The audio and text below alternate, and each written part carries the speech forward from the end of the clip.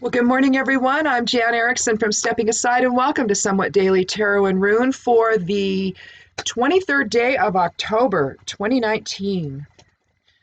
Well, we have a 5 energy today with the 23rd day, and so we're looking at a day of change and fulfillment. So something is happening today, maybe something bringing something to a conclusion, or maybe getting further along in something, if not a complete conclusion, complete fulfillment. The moon is still waning in Leo in the 9th house. Well, there I go, dropping a card. Let's see what it was. Oh, the 7 of Cups is what I dropped. Sometimes the old wives' tale is that if you or tarot reader's tale maybe is that if you drop a card, that's your card. So I don't know. Spirit is like wanting you to take notice of something. So that's about imagination and about. I always, sometimes it's about keeping your head in the clouds, but I think that it's really more about dreaming new dreams. I mean, I don't know how you ever conceive of something new if you don't do that. So I'm not sure why it's always thought to be a negative, but because I don't consider it actually to be one. But anyway, back to the astrology, and then we can get on with things here. We have new moon in Scorpio on Sunday. 9th house, though, that it's in today in Leo, we're talking a focus on philosophical pursuits, higher learning, abstract thinking. With Mars is Mars in Scorpio? I think so. Or Mercury is in Scorpio, so intense communications. And so you might end up in some pretty interesting conversations today with people that maybe, center on more of a spiritual nature than just the more mundane things in life that we typically talk about. So don't be surprised if that happens. We have a couple of intercepted signs, Cancer and Capricorn. It's always the opposite from one another, that the sister sign that's intercepted with them. They occur within a house completely. They don't spread out over from one to the other the way typically, you have the cusps and all of that. Well, these are intercepted signs are contained within an entire house. They don't move anywhere else. I think also at least one side has to have three signs in it or something. Or 3 planets in it, or rather not signs, but 3 planets in it. I'm not sure. But anyhow, we've got a couple of them, Cancer and Capricorn. And intercepts mean, I don't know, suppression of what it is you want to do, maybe a restriction. You get a lot of busy energy, but it doesn't go anywhere maybe. And that's kind of what's happening today. You might be more tempted because of this to spend time in the planning stages of things and be reluctant to get out of that and actually go do something with what you're planning. So, when you've beaten the dead horse long enough, move on and go do what you're trying to do. So if you feel like you're kind of getting stuck in energy today, it's because of that influence. So try to just be aware of it and move past it, because you can. You're not locked into planetary influences. It's just influences. It's not carved in stone. So just be aware if things aren't progressing. It could just simply be that it's by design and you don't realize it. So design something else. So anyway, let's see if there was anything else. The yod's over with. Let's see, we don't have any Thor's hammer today. So in terms of aspect patterns, still Sun is in the 11th house in Libra. So peaceful and harmonious relationships. Mars is in Libra, still in the 10th house. So again, watch your tone at work. Don't assume they want you to be the leader just because you have leadership potential and skills. Even prove a proven track record for such. Sometimes, people just don't want someone else, taking command. I don't know what it is. It could just be a mood someone's in. Today is Wednesday, so we're talking Mercury governs today, so we're talking communication could be affected. So, just respect boundaries and wait to be asked before jumping in and taking command. I think Uranus is still in the 5th house, suggesting an unconventional approach to things. So, think outside the box a little bit today. So let's go ahead and get started and take our first 3 cards.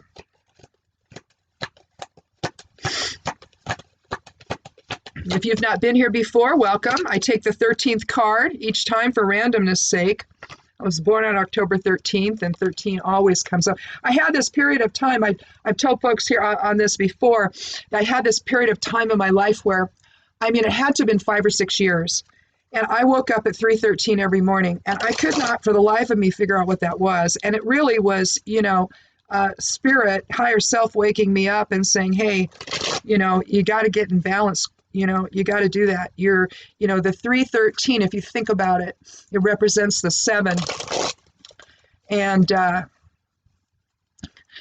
the first card I just drew is a 7. The 7th card of the major arcana, Chariot, about coming to balance. And so I was basically spent several years, I think my husband agrees with me. It was like 5 or 6 years. It went on for the longest time. I would wake up every single day at 3:13. Look at the clock, it'd be 3:13 every single day. It's like, I think it was portending. Personally, what I think it was, I think that higher self was saying, you're about to get sick. And if you don't do something, something's going to happen here. And I think that also I was dealing with a lot of empathic awareness at the time I was still struggling with. So that also might have been part of it. But it's like when something like that happens, pay attention. It's giving you a message that's serious. I mean, clearly it was for me. I ended up being really ill. 13 years was the worst part of it. It was actually a little longer than that, but it went severe. My RA went severe during that time. And for 13 years. And then I went on cannabis and I healed. 2.5 months later, I'm in clinical remission, which just blew me away. But I'm an herbalist, but I really didn't have that connection to cannabis, I guess. But anyhow, just pay attention to the synchronicities in your life. And if 7s arise, it's something that adds up to 7 or depicts the 7, then pay attention to that. Balance needs to come back in your life. Something's amiss, and it's serious, especially if it lasts for 5 or 6 years every day. I don't know. Anyway, let's do our next card.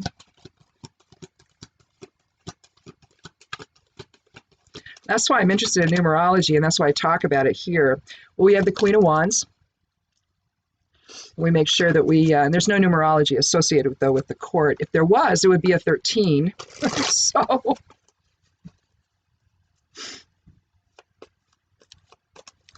I love when that happens, don't you?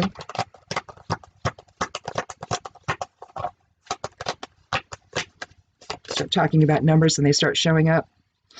Well, here we have the 10 of Swords. We may take a 4th card, but maybe not. We also might move some things around. I think at the very beginning, I'm going to I'll put the Chariot in the middle. We don't have a yod in the sky right now, but maybe we might want to create one with the cards. I think that what the Chariot is telling us, just at first blush before I show you the cards, up close here, I think that we're talking about a day for balance. We're on hump day, so it's kind of like the resting point of the week. If you begin your week on Sunday. So in a sense, what we try to do over the course of the week, in a sense, is we try to strike some kind of a balance. We can think about it in terms of the balance between the beginning of the week and the end of the week, or the focus that we take during the week, maybe with our workload or what we want to accomplish or what have you. But it's almost like every single week we have this ability in that short period of time to bring things to balance in our lives. So I think with the Chariot, though, the message behind the Chariot, we'll start with that first in the center, is learning to know when, excuse me, to take command and when to let to let go of that, when to control and when to allow. We see the dreidel in the middle on the shield down there, in between the two lions or sphinxes, whatever you want to call them, representing dark and light, shadow side of self and spirit, masculine and feminine. We see the king's crown. It's more ornate crown, but it also has, it's almost like it's got well, you see leaves, but then the center there, you see the sun.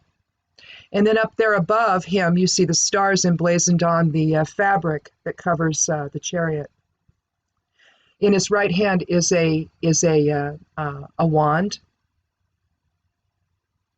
In a sense, it's pointing upward to spirit, even though he's not pointing it upward to spirit. In a sense, he's allowing that to happen. So he's blending spirit with the masculine side of self, in a sense, informing that, even though he's not holding it high. You see a cube on the front of his breastplate there, and that structure. You see the two crescent moons on each shoulder, one on each shoulder. You almost see an implied one in this part of his clothing there.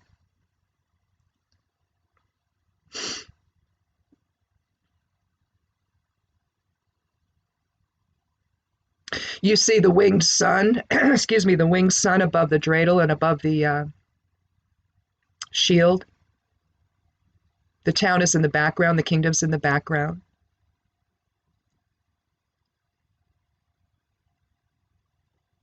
The king, in a sense, is depicting the scales, and he represents the resting point. But the resting point is in allowing. The resting point is in spirit. There's no movement here. So things have come to rest, and they have to come to balance. I think maybe I'm even going to put the 9 first.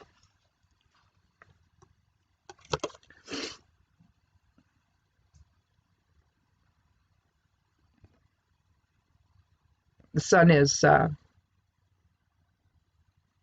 rising basically on the scene, although we don't see the sun yet. It's just implied. So a new day is implied here with the 1. 10 reduces to 1. So it's new beginnings. The darkness is beginning to break up there at the bottom as light returns. We've gone as far as we can go here, haven't we? Our thoughts have taken us in, the worst direction possible, basically.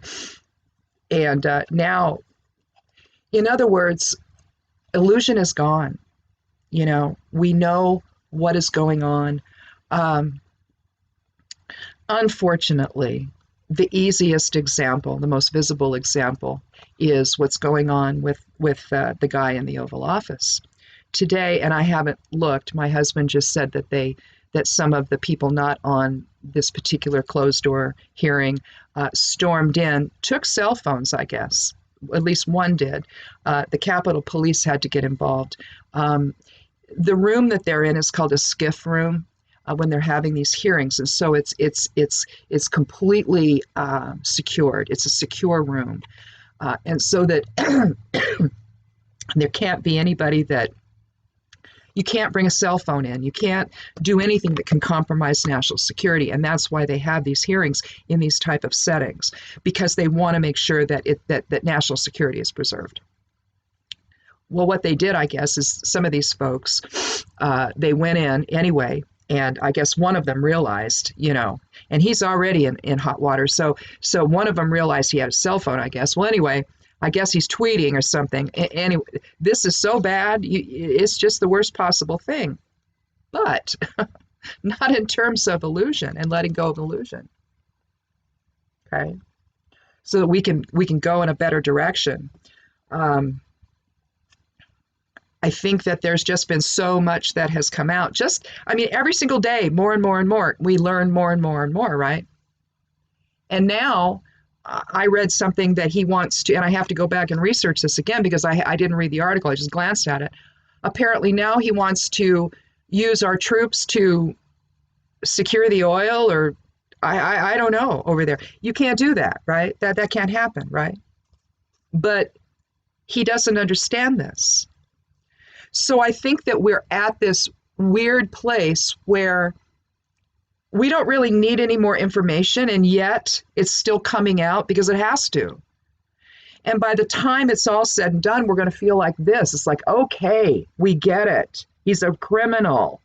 All right. He came here to self-deal. He came here to, make money off the American people. I read with the golf time alone, the golf games alone, he doesn't take his salary, he says, right? But he's taken with all the golf games, with all the transport, with all the money that's involved, 283 years worth of presidential salary. Just in the 3 years he's been there. What the heck is going on? Why is this being permitted, right? So we're kind of here. Oh, well, we really are, aren't we? We're here. We've had enough. And to me, that's the only real thing I can bring up here, because I think that's where we are. The illusion is over. The light is returning. We get it now. We get what's going on. We have to find our balance.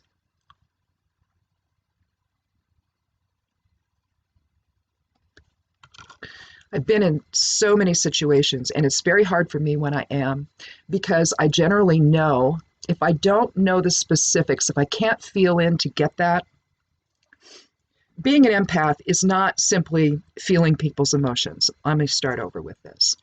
I wanted to take an empath focus here, and I think I'm gonna be able to do that here, especially starting with the Ten of Swords. So anyhow, empaths are gonna feel this.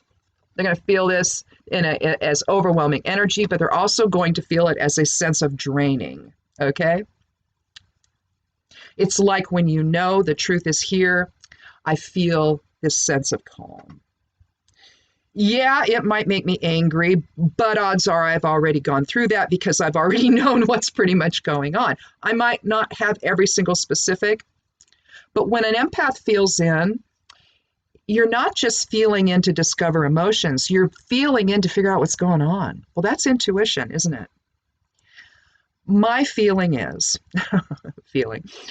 that the empath is the overall structure of who we are in spirit. Everything, if all that is, if the Great Mother breathed out creation, breathed out the universe, and we're resting in the Great Mother's breath, she did that with love, right? So love is the genesis of all things.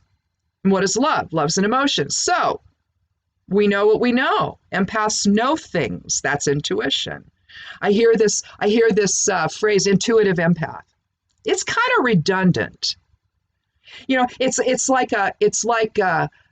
what you really are is an empath with some extra, focus, maybe an intuition.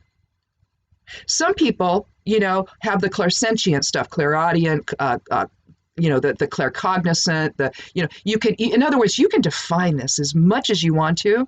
Bottom line is, whatever you're doing, you're accessing it from the position of spirit and of higher self, from that aspect of self, and not the physical body. All right? Physical body's dense. You're not going, and the thing is when people are lying or whatever, their energy gets dense, and you feel it. I suggested to someone who's empathic on Twitter the other day to watch a video with the sound off, a particular video that she was commenting on, that we were all commenting on. I said, watch that woman with the sound off, and watch how hypnotic she is. I said, this is mind control, folks. That's what this is, but you don't necessarily see it if you're hearing it, although empaths will. We get into that weird flow. If someone's hypnotic, if they're trying to manipulate, it's like one of those, snakes, right? The snake charmer thing, you get drawn into it, right? And I suggested, well, all you got to do is you watch the guy in the Oval Office, well, you can hear him, and you can hear the mind control there. The sing-song cadence, the repetition. He keeps people in this level, right? It's mind control. I'm sorry, it is. I don't know what to say. With people that support him that are so clued into that stuff, my God, people, step back. See what's happening to you. You don't realize This is mind control. It can happen so easily, particularly, if you're drawn to somebody for other reasons and then they get that weird. I could never watch him I can't watch any of the rallies. I can't even listen to him for very long. It's too much, right? It's too much. But the thing about this, for an empath, you're going to feel how everyone is overwhelmed, or you yourself are, and then you're just going to feel the whole thing release, like it's over. And for me, it feels like it's draining away. So that's how I manifest this when I'm feeling it empathically. But the whole idea, anyway, I just wanted to say that. Someone said something to me, but that's intuition. That's not empathy. That's not being empathic.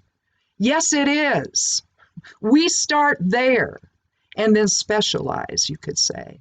Okay? So let's not get caught up in the verbiage, is all I wanted to say about that.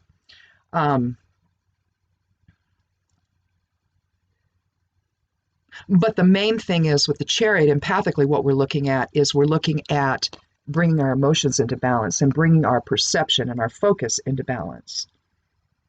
And to step away if we need to, if things get to be too much, just go ahead, give yourself time to step away, bring yourself to your still point, dissolve the channels or cut the cords if you like that expression better. And then stand in your own power and your own sovereignty with the Queen of Wands. She holds the staff in her right hand, and the right hand would be the masculine side, the power side, if you will. The projective side, she holds a sunflower. In her left, in her receptive hand, the feminine side. In a sense, by its implication, we have a cross implied, because we see her throne and also the staff. So we have as above, so below, and the horizontal plane as well. So vertical and horizontal planes of thought, basically, of energy, of presence, in balance.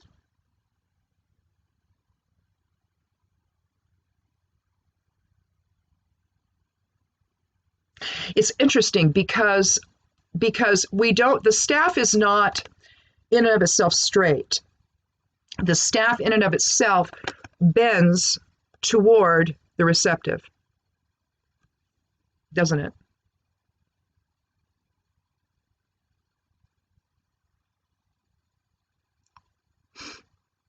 We see sunflowers and we see lions adorning her, looks like, is that a pomegranate up there?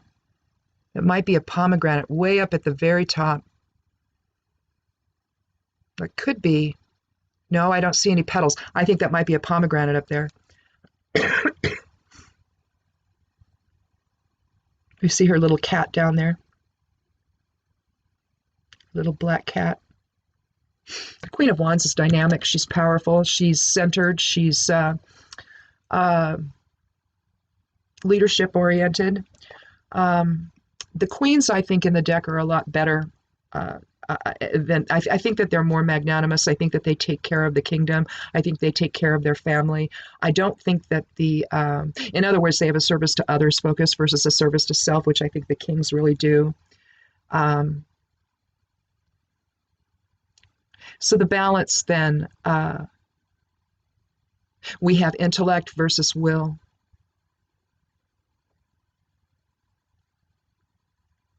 So as intellect, illusion is gone now, and reason has returned, and a new day is upon us, we come into balance, a balanced perspective, so that we can then exert our will and decide what it is we want to do. This is a very powerful reading. There's a lot of power contained within here, the power of letting go and accepting illusion for what it is. Because in a sense, this is representative of Dagaz, the 24th rune of the Elder Futhark. Because Dagaz is about a new day, and when you see it, I'll draw it out for you so you know what it looks like. Maybe I'll draw it when I draw the rune here coming up. But we start out with an X in the middle, which is Gebo and balanced energy exchange with others.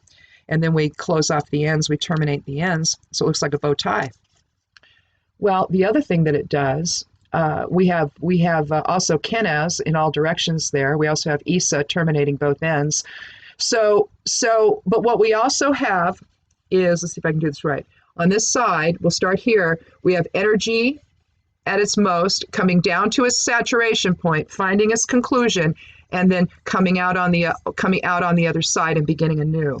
So you have energy coming into its saturation point and becoming its opposite. I love that. I love that definition. I don't remember who said that one and what book I got that out of, but that was incredible. That's not mine. That belongs to someone else. But it's basically about energy flow, conclusion, about the conclusion of one type and the awakening of another. And so what we have here, we awaken into balance, don't we? We awaken into balance. We have to let go of illusion and allow the new day to begin. So a new perspective to begin. And, one that's based on truth. And now we need to manifest something here. If this had a number associated with it, it would be the 13th card of the major arcana. 13 is considered a witch number, and it basically aligns with the 9th rune of the Elder Futhark, or Hagalaz. And so we're talking there destruction within a fixed framework. Okay? So destruction of the old paradigm, but into something more dynamic and creative. That's no longer based on illusion, the illusion that someone else wishes for us to buy into. So either we have been casting that sort of thing ourselves and we're now trying to come to some kind of balance so that we can take a new direction forward, but realistically, I just hope I draw Degas. I really do, because that would be so perfect. I mean, we've had nothing but synchronicities so far this morning, and that would be really cool. But as far as the actual rune that the 13 would align with, the 13th is Iwas, which is Laguz, this way and this way. And so you've got flow from spirit into form. Well, we have Vunyo instead of Degas, so fellowship, joy. Vunyo is the 8th rune of the Elder Futhark. So you're talking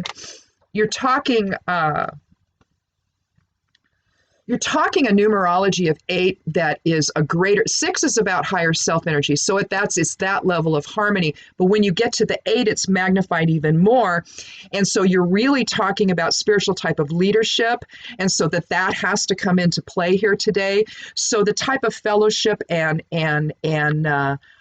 joy and coming together is really sort of embracing and embodying the 7, but it's also embodying this as well. We have, if we draw this out, we've got, again, Kenaz, for the light of Kenaz inward. So we're looking at Kenaz reversed, so the light of spirit turned inward, informing ourselves, basically, our way forward. We also have Laguz, and we also have Isa that make up Vunyo. So we have Kenaz turned inward, the light of spirit turned inward. We have Laguz, which is flow, easy flow with people. And then Isa is the straight line, well, sort of straight line. Actually, it sort of mirrors the staff of the of the Queen of Wands, really. One might be tempted to think that Vunyo is a passive type of an influence, but it's really not. It's very active because it seeks to join with others. It seeks fellowship with others. It isn't waiting for it to happen. It's trying to manifest that because it's higher self informing that whole thing. Let's get my geomancy runes ready here. Throw my piece of paper on the floor.